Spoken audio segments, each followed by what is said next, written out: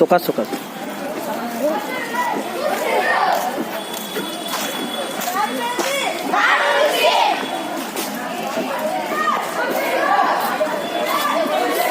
ಅಂಟೋಲೆ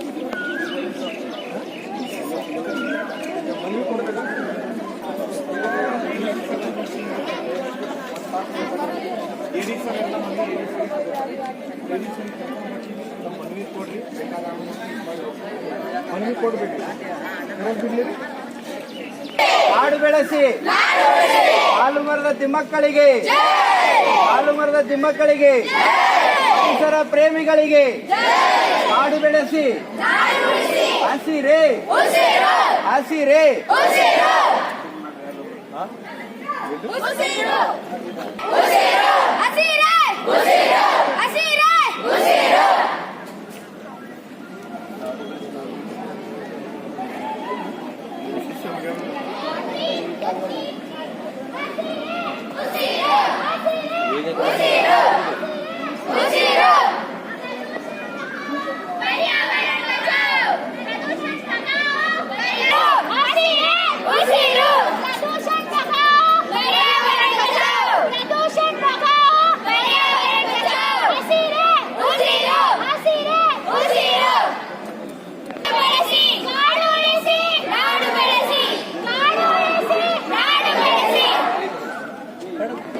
ಅಪ್ಪಿ ನೀವು ಒಂದು ಸ್ವಲ್ಪ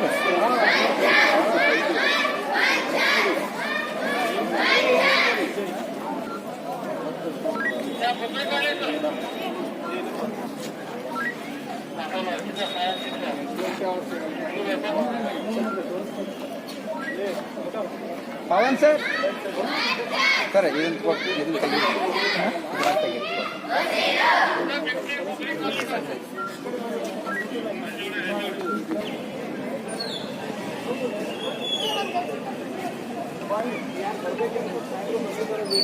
ಕೊಡ್ರಿ ಆಮೇಲೆ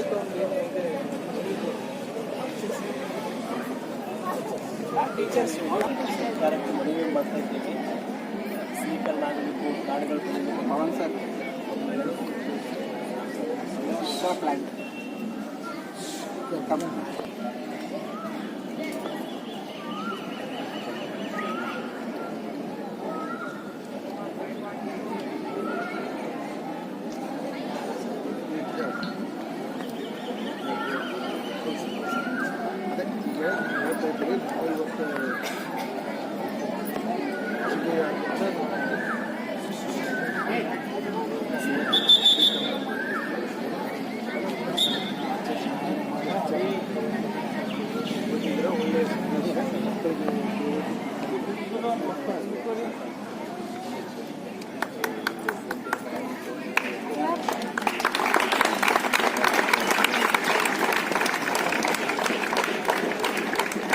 ಸರ್ ಅಂಕಲ್ ಹೋಗಬೇಕು ಸರ್.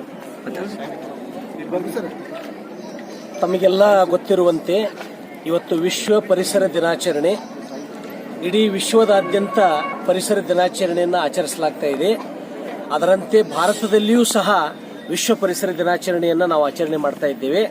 ಇದು ನಮ್ಮ ವೇದ ಸಮೂಹ ಸಂಸ್ಥೆಗಳ ಪರವಾಗಿ ನಾವು ಸುಮಾರು 500 ಜನ ಮಕ್ಕಳು, ಆಮೇಲೆ ಸುಮಾರು ಒಂದು 50 ಜನ ಶಿಕ್ಷಕರು ಎಲ್ಲರೂ ಸೇರಿ ಈಗಾಗಲೇ ನಾವು ವಿಶ್ವ ಪರಿಸರ ದಿನಾಚರಣೆ ನಿಮಿತ್ತವಾಗಿ ಸಾಕಷ್ಟು ಸಸಿಗಳನ್ನು ನೆಟ್ಟು, ಹಾಗೆ ನಾವು ಒಂದು ಸಾಮಾಜಿಕ ಒಂದು ಕಳಕಳಿಯಿಂದ ಸಮಾಜದಲ್ಲಿ ಎಲ್ಲ ಜನರಿಗೆ ಅದು ಆ ಪರಿಸರದ ಒಂದು ಜಾಗೃತಿ ಆಗಬೇಕು, ಪರಿಸರದ ಬಗ್ಗೆ ಒಂದು ಅರಿವು ಜನರಲ್ಲಿ ಮೂಡಬೇಕು.